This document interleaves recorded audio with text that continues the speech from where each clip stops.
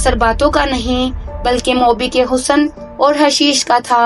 عیسائیوں نے یہ حربہ حسن بن صباح کے حشیشین سے سیکھا تھا۔ موبی کو بالکل توقع نہیں تھی۔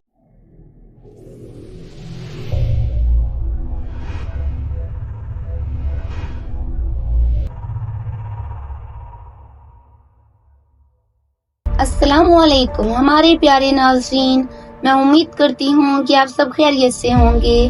جیسا کہ آپ جانتے ہیں، ہم آپ کو صلاح الدین ایوبی کے دور کی حقیقی کہانیاں، عورت اور ایمان کی مارکہ آرائیاں بیان کر رہے ہیں۔ تو آئیے ناظرین، داستان شروع کرتے ہیں۔ لڑکی ان میں سے ایک کی ٹانگوں کو دونوں بازوؤں میں مضبوطی سے پکڑے بیٹھی ہوئی تھی۔ مشل کے ناشتے شعلے میں اس کے چہرے پر گھبراہٹ اور خوف نظر آ رہا تھا۔ اس کا سینہ ابھرا اور بیٹھ رہا تھا۔ اس کی سانسیں بری طرح اکھڑی ہوئی تھی۔ یہ لڑکی میرے حوالے کر دو، فخر المصری نے حکم کے لہجے میں کہا۔ یہ ایک نہیں، ایک آدمی نے التجا کے لہجے میں جواب دیا۔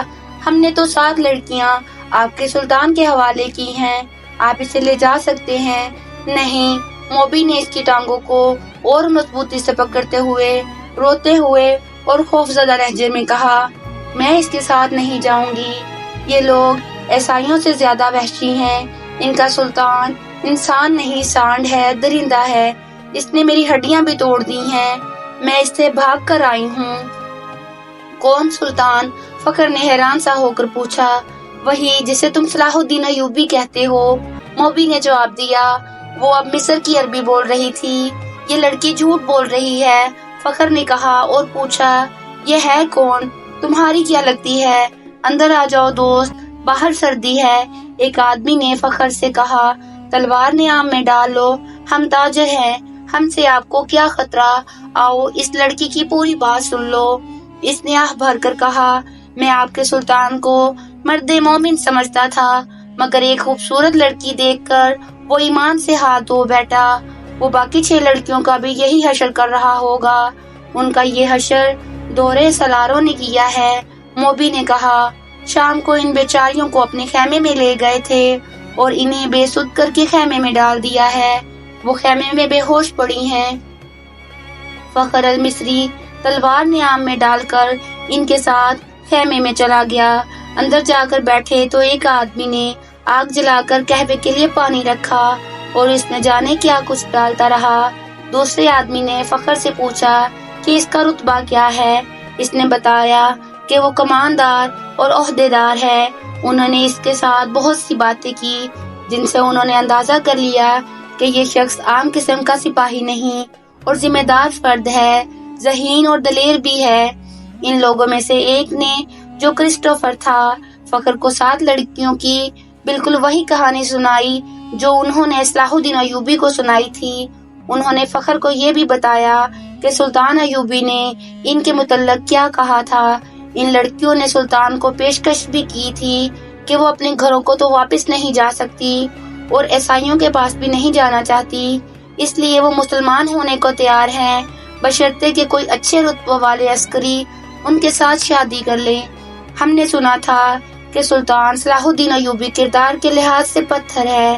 ہم ہر روز سفر پر رہنے والے تاجر ہیں، انہیں کہاں ساتھ لیے پھرتے، انہیں سلطان کے حوالے کر دیا، مگر سلطان نے اس لڑکی کے ساتھ جو سلوک کیا وہ اس کی زبانی سن لو۔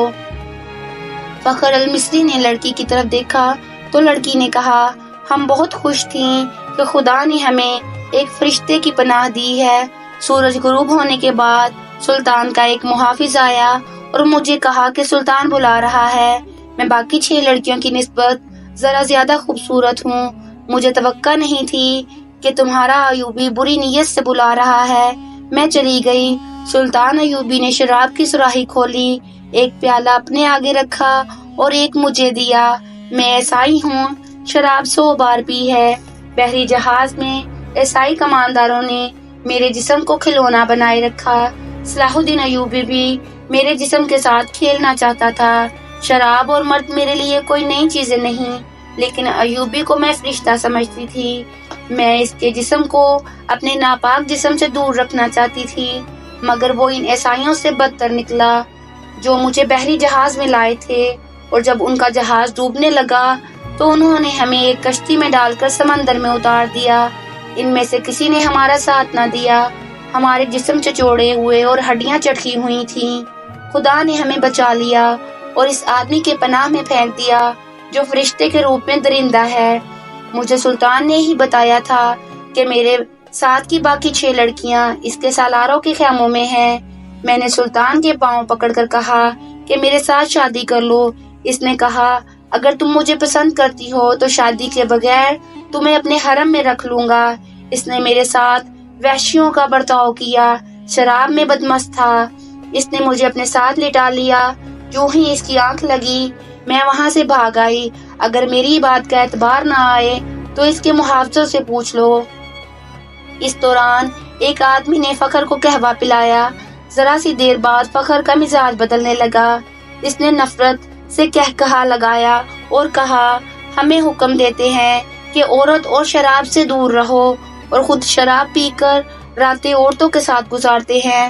فخر محسوس ہی نہ کر سکا کہ لڑکی کی کہانی محض بے بنیاد ہے اور نہ ہی وہ محسوس کر سکا کہ اس کا مزاج کیوں بدل گیا ہے۔ اسے حشیش پلا دی گئی تھی۔ اس پر ایسا نشہ طاری ہو چکا تھا جسے وہ نشہ نہیں سمجھتا تھا۔ وہ اب اپنے تصوروں میں بادشاہ بن چکا تھا۔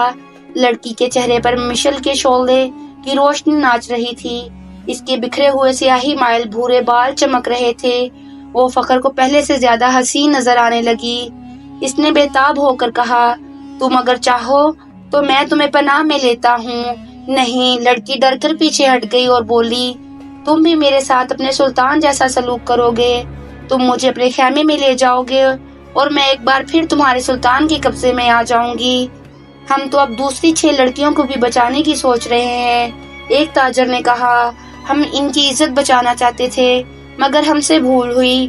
فخر المصری کی نگاہیں لڑکی پر جمی ہوئی تھیں۔ اس نے اتنی خوبصورت لڑکی کبھی نہیں دیکھی تھی۔ خیمے میں خاموشی طاری ہو گئی جسے کرسٹوفر نے توڑا۔ اس نے کہا تم عرب سے آئے ہو یا مصری ہو؟ مصری، فخر نے کہا۔ میں نے 2 جنگیں لڑی ہیں اس لیے مجھے یہ عہدہ دیا گیا ہے۔ سوڈانی فوج کہاں ہے جس کا سالار ناجی ہے؟ کرسٹوفر نے پوچھا۔ اس فوج کا ایک سپاہی بھی ہمارے ساتھ نہیں آیا، فخر نے جواب دیا۔ جانتے ہو ایسا کیوں ہوا ہے؟ کرسٹوفر نے کہا۔ سوڈانیوں نے صلاح الدین ایوبی کی عمارات اور کمان کو تسلیم نہیں کیا۔ وہ فوج اپنے آپ کو آزاد سمجھتی ہے۔